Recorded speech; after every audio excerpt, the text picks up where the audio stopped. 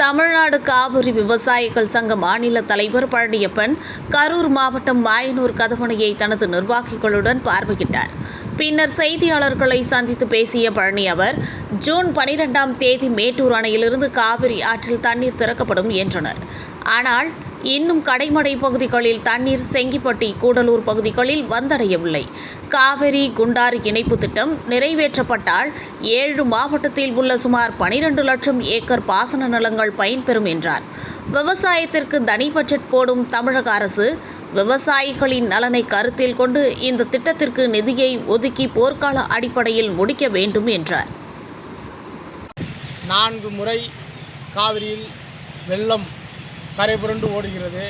ஆனால் இன்று வரை கடைமடை பகுதிகளுக்கு தண்ணீர் சென்றடையவில்லை. ஏரி குளங்கள் வறண்டு காணப்படுகின்றன.